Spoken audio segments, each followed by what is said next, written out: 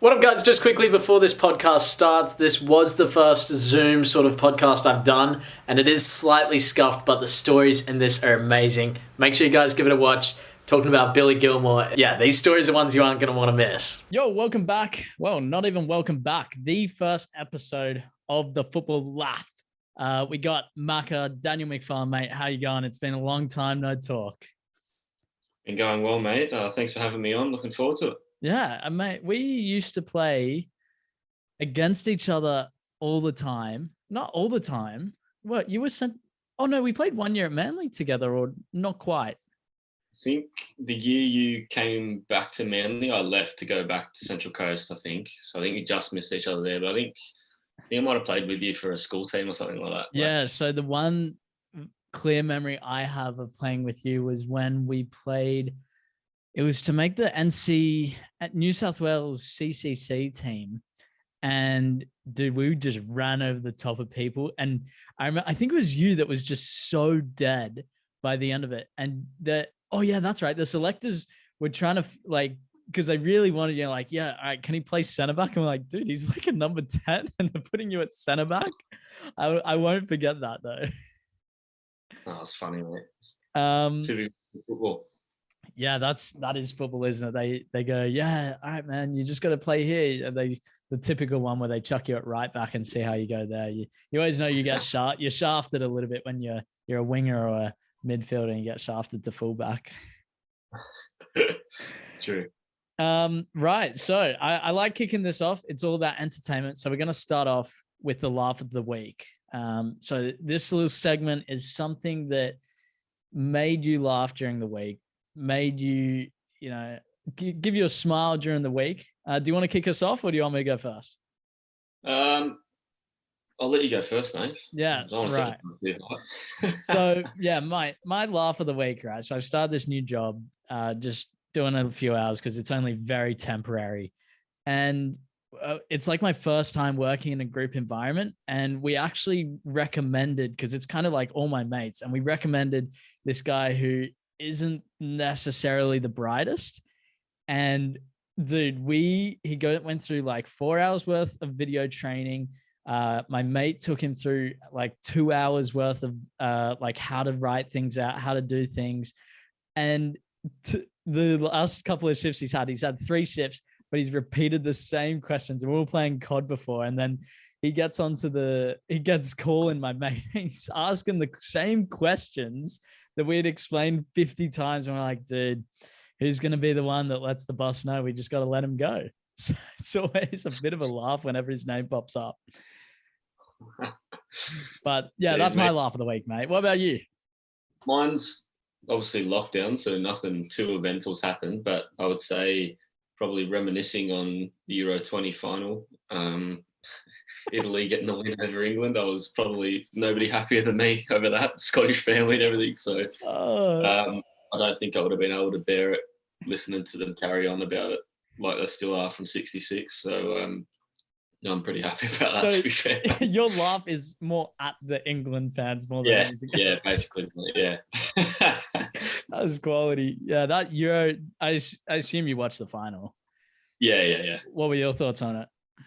I thought first 25 minutes, I thought England were frightening. I thought looked like they were going to score every time they got the ball. And then Italy were just like streets ahead, mate. Like I think the difference, you got Verratti and Jorginho in the middle, and then you're coming up against Declan Rice and Phillips. Like for me, that's like serious difference. And then the way they move the ball, mate, like I don't know, just different to Italy teams from the past who I thought like they were really attacking, and England were pegged back for 75 minutes, just sitting in. Well, yeah, that was the thing. I saw a couple of things of, I would like to read different people's opinions on the game, but England got up early and that kind of led them to that a bit more defensive approach to the rest of the game. Do you reckon that was the right thing to do for England, or do you reckon they should have just continued to kind of try to play against Italy in some sort of way? But I think why, especially while you've got the upper hand, like go for it. They've got the players to do it. For me, I would have taken Mount off, put 2 quick wingers on, and just go direct. Especially Italy, 3 at the back. Last thing they want's two nippy wingers just zinging at him all game. So against two 40-year-old centre backs, will add. Yeah, but exactly, and like them two are just frightening, and that's what they want. They want Harry Kane like they're not fussed if he's going in and sitting in as a defensive midfielder, then like if they're going to do that, I would understand that if they just put him there, because then if he goes up, then you've got Chiellini there just to mark him. He'll love it, but at least leave two wingers up if he does that. You know what I mean? Like, you got to have something to attack with, and they just couldn't get out. Yeah, I think they definitely should have changed the game plan. But how about speaking of Harry Kane, didn't turn up to training this week to Spurs because he's someone else did that recently. And they just said, if you would him really like. Yeah. Oh yeah. Like what you move go. Imagine like you're in the under 16s, like we were like, nah, I'm not going to training. I'm going somewhere else. Like, so yeah, it's crazy. I wonder how big the fine will be, because I wonder if there's a thing in the contract that says if you don't turn up for training, you're fined X amount. Yeah, 100% there is. And then players fines as well. There'll be stuff in there from. Dude, these guys have so much money. I don't think they really care. Yeah, absolutely. So introduce yourself a little bit, Marco. We touched on you played football. We played together a little bit. I now see you're playing. From my understanding, it looks like a very, very key role at Central Coast United. Yep. So tell us about that. So I've been at Central Coast United now for 4 years. It was a new club when I joined. So I was, along with another boy who's the vice captain, we were the first two boys signed 4 years ago. I thought I just left a professional environment, left the Mariners then, and was tossing up whether to keep chasing something or whether to go and play NPL somewhere and, as everyone thinks, pick up a bit of cash and everything like that. Or I could, try and build something local, which was 15 minutes from my house on the coast, which is an isolated area, and, get back to enjoying football, because obviously professional environment's really stressful, and just wanted to kind of get back to enjoying it, playing every week and everything like that. So I started there. First year was unbelievable. Like, loved it. We had a top side. Like, we did really well in the FA Cup. I think we just missed out in the round of 32. Missed out on promotion by 1 point because of the club championship and stuff. Our 20s kind of killed us that year. So always the 20s that get you, isn't it? But then we won the grand final. Then the next year we got promoted, won the league, won the club championship, went up. And then we're in line for our second promotion in 4 years. So as a new club, it's pretty cool. So what will that put you guys into if you're promoted this year? MPL 2? MPL 2, yeah. So it's that's been good. Like, especially like we only sign boys from the Central Coast as well, so it's kind of limited pool to sign players from as well. So the fact we're matching it with every team and like 100% holding our own is pretty cool. Yeah. Yeah, those Central Coast teams, I feel like no one goes from Sydney to the Central Coast, but you always have boys from the Central Coast coming down to Sydney to play, and that's right. It's just how it is, isn't it? Yeah, exactly, 100%. So you said you're at Mariners. You got any good stories from that? I do, mate. It was very, very eventful time. I'm sure that we could sit so it started like when the year I left Manly, I was in the under 15s. And then I signed at the Mariners Academy, which is a little bit different to what it was now. So I signed in the under 16s, and I started pretty well actually, and then found myself into the first team in NPL 1 when I was 15, which I was pretty lucky to do. And then I got picked up by the youth team then when it was Patrick Zvanswijk as the coach. And then Graham Arnold was the first team coach with Phil Moss as his assistant. So it was like just off the first team squad winning the A-League final. Like, it was a massive buzz around the Mariners and everything. So it was like a right good side to be a part of. Especially like as a youth player coming in and seeing stuff like that. And like from that period, it was a couple of players starting to leave. Like, so Matt Ryan was leaving. A couple others like Tom Rogic left. I think Amini left the year before. That was a couple of boys leaving.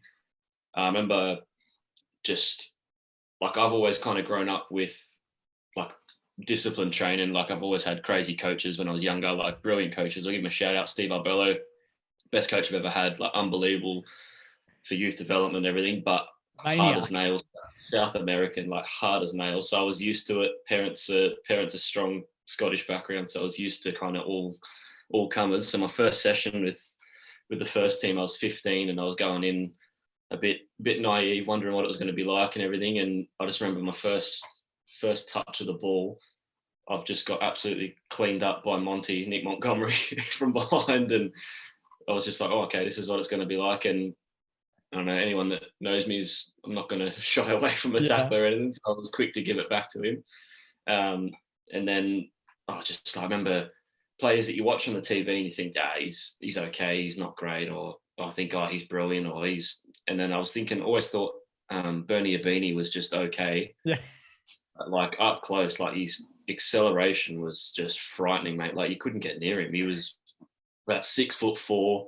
Oh, you'd go and try and press him, and he'd take one step, and he'd be about 2 meters away from you. Like, you're gone, done for. He was so quick. And then you've got Liam Reddy was in goals, and I remember we're doing like a small-sided game 4v4, and I was my team was a bouncer on the goal line, and someone's played me in a pass, and I've stepped in a yard to bounce it back in, and like the words that guy said to me that day, like, hey, you know the rules.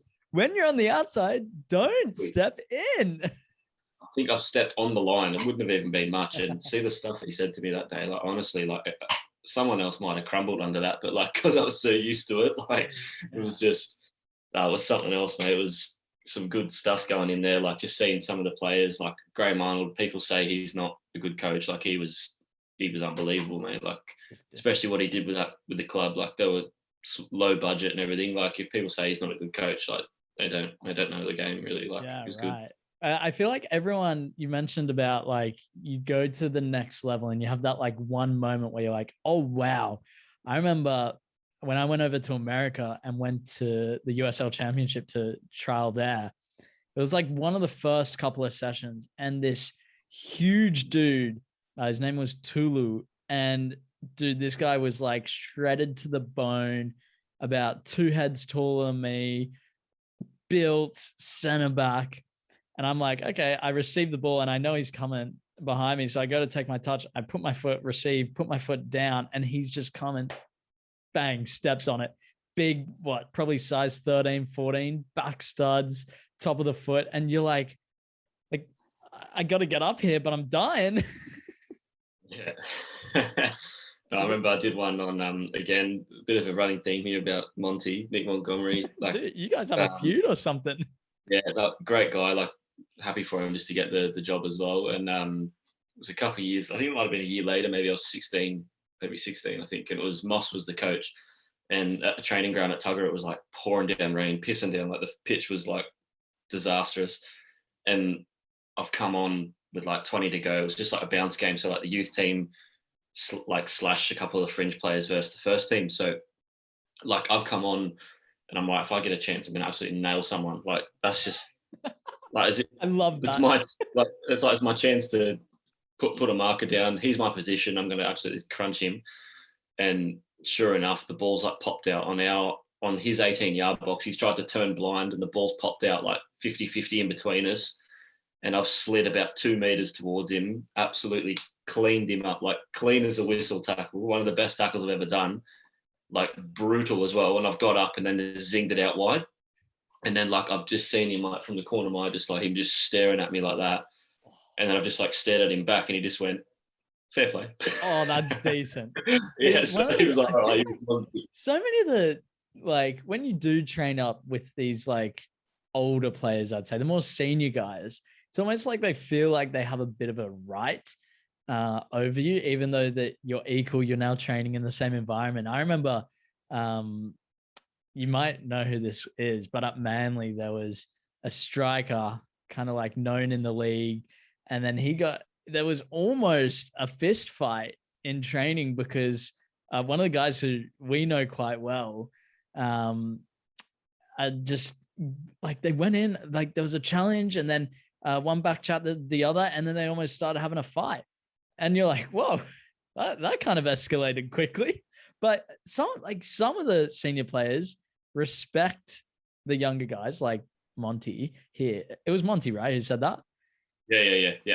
But others just kind of go, nah, this is a little kid. I'm not letting him take my spot. Yeah, I think the way you kind of come in initially kind of sets the tone as well. Like if you come in and you're a bit chirpy and you ain't really done anything at training that's made them, like if you're a bit like that, then you're definitely going down the wrong path with that. There's no doubt about that. Like I remember seeing a couple of our boys come in and just crumble. Like initially, like I don't know if you remember Eddie Bosnar was there. And the big defender from Croatia, like he was an absolute unit. He was like 6'5", and he was renowned for taking that free kick. Like he'd have like a 20-meter run up and just smack the ball, And I was lucky, like he liked me and a couple of other mates like Jesse Curran and Josh Bingham. He liked them and us. But a couple of he'd come to us and he goes, "Boys, how is he playing here? Like he is terrible." And he'd be telling us that, and like he was a tough man to please. So like to be on someone like that's good side was always like a bonus to have someone that big kind of looking out for you as well. Like he was a good guy. Yeah. I feel like when you get into those new environments, it's almost best to kind of chirp a couple of the senior guys a little bit and egg them on every now and then instead of like doing something. See, like when you made that slide tackle, you went in and you didn't just like get on with it. You like stared him back down. And that's like, you gained the respect there, whereas if you didn't look back, it was like, I don't know. Yeah, like I think if they know that, like because I'm trying to get into his spot as well, right? Sure. So if he's kind of coming in and he might be thinking like, who does he think he is, kind of coming to crunch me? But then the fact that he did that, like it's different. Like I know if a young boy come and did that, and like I certainly would absolutely try and go for it as well. To be honest, like that's just what I'm like, but no, like he took it in good spirit. How good is it? I think the best thing is when you get like the red mist over your head, like someone's just giving it to you. You just like maybe a foul wasn't called, whatever, and then you're just like, all right, next challenge, you best bet this guy's in the deck, and you just come in with this huge shoulder charge, smash the guy, give away a free kick or whatever. If it's training, then hey, no free kick. It's just play on, and everyone goes, "Yeah, great challenge." 100%. I remember I had another guy around my time at the Mariners. I was again like 15, 16, and his name's Jason Van Blerk. He was a coach there. I don't know if you know Jason Van Blerk. He's an ex-Socceroo, and very old school. Played at Man City, West Brom. As I said, played for the Socceroos back in the day. I think maybe like the 80s or 90s. I hope he doesn't listen to this and I've got it wrong because he will find me. I really liked him. He was really old school and everything, and he would like some of his stories were like brilliant, like the stuff he'd done in the game, and that was funny. Like he played against Maradona once against Argentina, and he was up against him left back. Maradona was up front, like he was kind of marking him and stuff. And he would just come up to you like the weirdest times during a session. He'd come up to you and he goes, "Oh, Macca, see when I played Maradona." And mind, like the session's still going on, like, and he'd pull you to the side and he goes, "See when I marked Maradona, I went up to him, just elbowed him in the stomach, and then just ran off again." And then he would just walk off after telling you that. And I'm like, "Cheers, Jason." All right, mate. I'm like, just like, oh, okay, I guess I'll go elbow someone now. Mate, if I elbowed Diego Maradona, I'd tell anyone that would listen as well, to be fair. So. True. That is true. I mean, yeah, when you get to like, dude, that's a story in itself, just that you can tell to everybody. Like, yeah, I elbowed Diego Maradona. Like, it's just a story. Yeah, I'm proud of it as well. He was loving it. So yeah, anything else? Anything crazy go on? Yeah, I got a couple. So I was at quite a not too many people know about this, to be fair. So a bit of an exclusive for you, mate. I was probably 16, and just a normal game. I was running up and down the pitch as you do in a game, and probably about 30 minutes in, I could just feel like. Wait, just stop. Just running up and down the pitch as you do. Yeah, true. I was just running up, and you could just feel like my chest kind of like beating pretty quick. Yeah. I'm bloody hell, that's a bit strange. Like whatever, and it's kind of gone away again. Got back on with the game and everything, and then went like a full length box to box kind of run to get on the end of the cross, and got to the byline. I'm like, my God, like my chest is like beaten out of its chest here. Like oh, this is not good. And then I'm walking back, and my head's all like spinning and stuff. I'm like, bloody hell, I don't feel too good. And then it's passed. And then sure enough, happened again. And then next thing I know, I've got the physio like here, and he's like talking to me and everything like that. And I'm like, oh, that's a bit strange. And ended up getting it all checked out. And like luckily for me, a doctor detected like a malfunction in my heart, like a pathway to my heart, which is pretty crazy. Yeah. I was lucky he noticed it, because he didn't notice it the first time. So he did another test, like lucky he did, and saw it was like my pathway is meant to be like the width of my thumb, my finger here, sorry.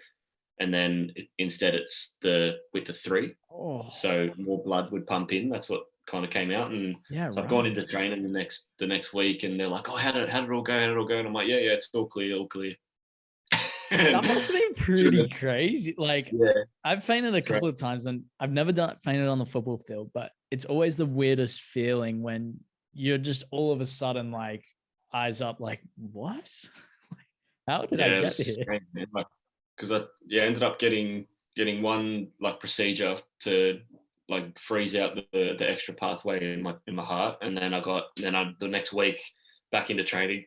Excuse me, and I told the club that I had glandular fever, so I was off for 2 weeks, and then I like ended up going like first session back, started really well, first 30 minutes, and then bang, straight same thing again. I'm like, my God, I need to tell someone about this. And it was, I think it was, his name's Stu Jacobs, like great guy. He was the youth coach at the time, and I ended up just going to him because it was a big thing like around then when Mwamba from Bolton collapsed on the pitch, if you remember. Yeah. So there was a big thing about that, like duty of care. Clubs will just cut you, release you. I'm like, I don't want to get released just because. The thing, it's like such a serious injury, and you're like, exactly, I don't want to tell anybody, but geez, this is serious. Yeah, exactly. So I ended up just like, I need to tell him because I need 4 weeks off. Like, I can't just keep saying I'm sick, otherwise he'll release me anyway. Yeah. So I'm like, I've got to take my chance and say, like, so I've gone up to him and I'm like, look, this is what's been going on. Like, I've been playing for as long as I can. I really shouldn't have, but this is what's been happening. And like, he was like dumbfounded, like could not believe it. Yeah. And like really grateful for him. He was really supportive. Like the club helped me out and everything, and were really good with me. So let me go away and get surgery, have my time off, and come back, and everything's been all clear from then since. So touch wood, it's been all good. Wow, that's awesome. I didn't know that either. So yeah, that's awesome to hear you recovered. Yeah, I thought you were going to go along the lines of something about vomiting or whatnot. And no, I've never done that. Yeah, mate, that led me to remember. I remember a story where back in the under 18s at Manly, Georgie, right? We had this Blackwood or Firth. And so Firth.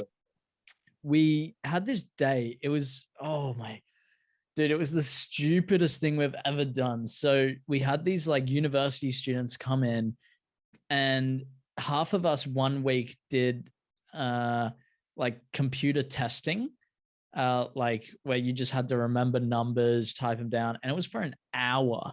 And like, you're sitting in front of this computer, you've just been at school, you're just like sitting in front of this computer and you're drained by the end of it.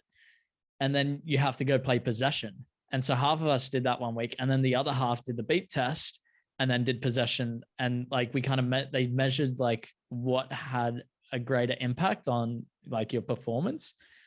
And anyway, that was so stupid. But Georgie, the week he was on the beep test, he rocked up late, but quickly ate a meat pie before training and gets it down and starts doing the beep test. I think he drops out at like 3 or 4, like something so low, just goes and pukes in the bathroom and just could not do it. And we were just like, dude, what the heck are you doing? So yeah, I don't think I've ever properly puked, but that was one of the ones where you're like, you're just giving yourself a recipe for disaster. Yeah, 100%. 100%. Funny. Right. Well, anything else, or shall we move on? Well, I've had a few funny managers from my time in Scotland as well. They're more old school too, as you can probably imagine. Yeah, I had a bit of a wild experience with managers Different in breed Scotland. over Like there. he was, and I was really lucky. Like he loved me, like loved me. I was like, again, really, really young. Like I was lucky I had a lot of first team experience because I was playing first team football since I was 15. And I went over there when I was 18. So I'd already played like over 100 games first team and everything. So I was quite lucky in that sense. I wasn't kind of inexperienced in that way. So he was, so again, I was expecting like anything really. So I went there on loan and he, like from initially he was really like standoffish, didn't talk to me. He signed me, didn't talk to me or anything. And I was like, that's fine, it'll be all right. And ended up played the first game and had a good debut and everything. And I went like 6 months into the season and he's loving me. Like every session, he's like, how you going? You're settling in all right. Like, loved me. And like some of the stuff I would hear him say to people, like horrific stuff. Like honestly, like like people talk about Alex Ferguson's hair dryers. Like I've seen him people like in his face, like screaming at him for mistakes they've done. And I remember one game in particular, it was a Scottish Cup game, and it was a huge game. It was the second round in the Scottish Cup, and we're away way up near Aberdeen. And we drew 2-2 in the first leg. So we had to go to a replay up at their ground. It was like 3 hours away from Glasgow, past Aberdeen. So we ended up playing up there, and they brought like their whole town to come and watch this game. It was like 6,000 people there in like some tiny stadium all jammed in. And like we're getting off the bus and they're going nuts at us and everything like that. And we're all like, Jesus, like, and the manager's like, you'll be fine. And you know, when someone keeps telling you, you'll be all right, you'll be all right, you'll be all right, you end up going, bloody hell, maybe I won't be all right. Like, he tells you that. Like, give me false confidence. And he's trying to like over kind of, he hasn't talked to me before a game for 6 months. And now all of a sudden he can't stop talking to me. I'm like, what's wrong with him? Like, so like, he goes, as soon as you get the ball, simple passes, simple passes, simple passes. And he kept saying, I'm like, far out. All right, I get it. Like, I think there's a video of it somewhere off the kickoff. They've played it back. They've clipped one into their right winger opposite. He's won the header and it's popped out to me. I was playing centre back that game. Balls come to me, and I've tried to just clip one in like on the floor, just try and zing it across to our left winger, straight pass. Wingers come flying in, intercept it, cut across, goal. And I'm like, oh my God, it was about 15 seconds into the game. He told you simple passes, you should listen. I know. I can see him going absolutely mental on the sideline, and I don't even want to look. He's like just screaming, like, Danny. Like, I'm just like, I'm not looking. And then half time, the stuff that man said to me, like, could not be allowed. Like, he was there in my face. Just, fuck, I told you. What did I tell you? When you're like singled out, the change room is dead silent and the manager is just blasting off at you, and you're like, I look him in the eye, where do I look? And I'd kind of gotten so used to watching him just spray other people for the 6 months before it, that it was kind of like, oh, who's getting it this week? And then this week it was my turn. But then straight after, we had a midfielder in that game who was like doing his job. Like, he was doing pretty well. He was getting around the field all right, but like he turned the ball over a couple of times just before half time. And the managers come in after he's gone off at me, and he goes, he's like, are you fit? He goes, are you fit? And then he just stared at him. He's like, he never really talked back to him. So he's like, are you fit? He asked him once, didn't answer. He's like, are you fit? And he goes, are you fit? And he's like, yeah, I'm fit. And then he like storms over to him to there, and he goes, don't you ever talk back to me ever again. He's like just completely gone off at him answering his question that he was asking him. Oh man, it was superb. Last one, then you can move on. We played Rangers, and it was Billy Gilmour was there just before he moved to Chelsea, and like it was a couple of people talking about him, like, oh, there's meant to be this young boy. I think he was, I don't want to sound like I'm exaggerating. I'm sure he was like 14 at the time. Like, he was stupidly young. I don't know what he is now, like maybe 20. It was like a good 5 years ago. Like, he was pretty young. And he was, so a few of the boys were like, oh, this kid is meant to be frightening for Rangers. Like, he's linked with Chelsea, he's linked to Barcelona, he's linked with Man City. Like, he's meant to be a proper player. So all right, and then we walk in. Sure enough, there's this tiny midfielder, like, and first thing he does, gets the ball off a centre back, just turns and pops it out to the winger, like that far off the ground, like a centimetre off the ground, just zings it. You're like, oh, that was all right. Sure enough, he's done that for the first 45 minutes. He's got the ball on the half turn and just hit them flat as a like daisy cutters along the grass to their winger. Yeah, go. And then sorry. Yeah, sorry. And then their wingers picking up the ball constantly, and then our fullbacks just like not reading it. And the manager at half time, he was like, "For God's sake, Richie, what are you doing? Like, get tight on him. What are you doing? You're standing off him." And he's like, "Oh, sorry, Gaff, I was too busy going." What a ball that was from Billy.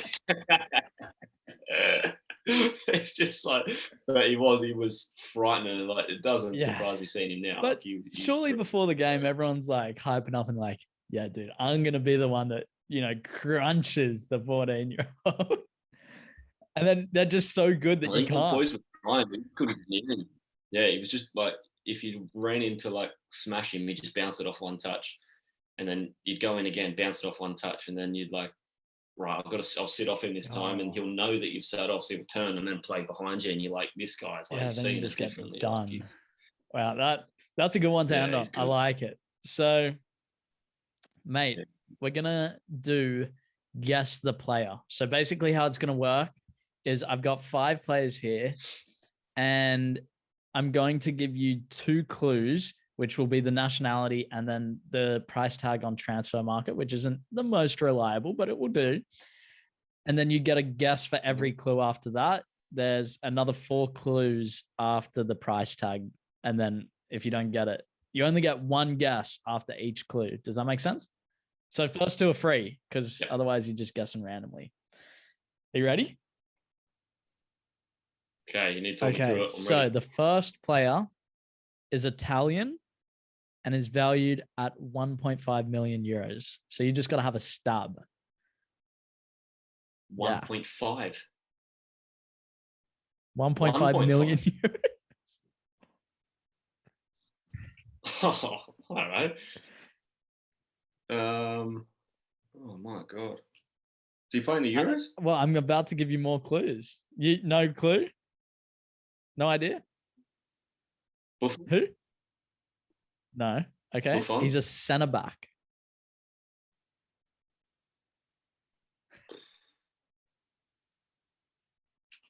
Can't be Chiellini or Bonucci. Well, if you can't guess with saying it.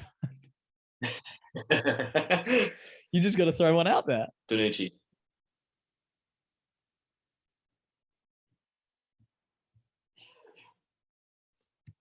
No, you got to throw a guess out there. Oh, you said Bonucci? No.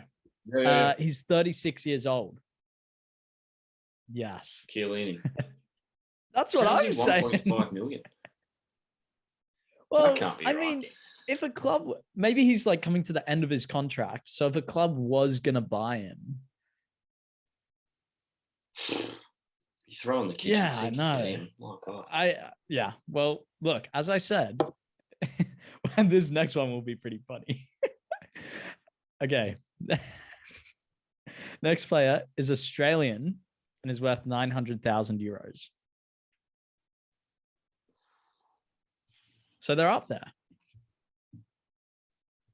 No. Azani? He's a right back. No. Daniel Atkinson. He's 30 years old. Oh.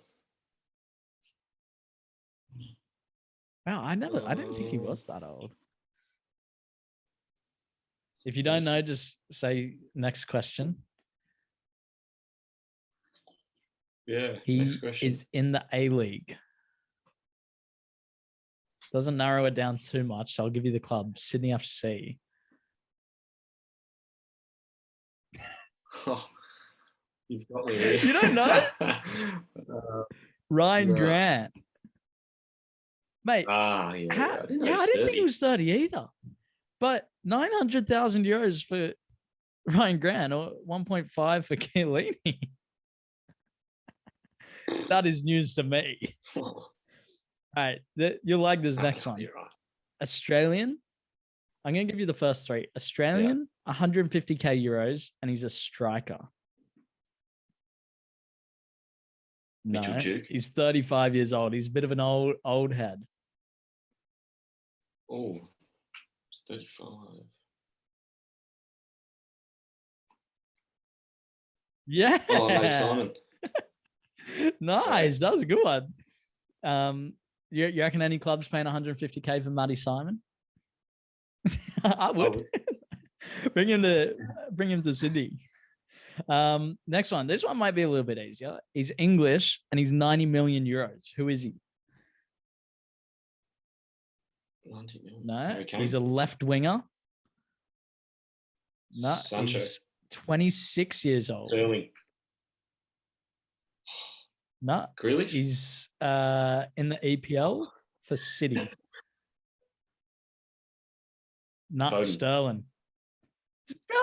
Yeah, I said Foden. Sterling. Oh, did you win? Oh, Yeah, like two. My bad. See, the audio's crap. But yeah, I was like, Foden, dude, Foden's like 20. All right. This guy is a legend. He's English, he's retired, and he's a striker. Rooney. Nope. He's 40 years old. He's not too. He could still play, I reckon. Peter Crouch. I reckon that guy can still play at 40. 100%. Get him the Mariners upside next to Matty Simon. He's good, man. He can still play for sure. Well, yeah, I was going to say that he had his time at Liverpool, Stoke, and Portsmouth and Spurs, but yeah, you got it. So might have to trim up the edges on that little guess the player, try and make it work a bit better because it's a tough one. Bloody hard. But yeah, that's it. Anything else you want to say? Anything you want to put out there? No, mate, not really. Just no, thanks for having me on. Yeah, mate. It was you good too. to speak Enjoyed to you. it. Anyway, we'll catch you in the next episode. Thanks for joining us.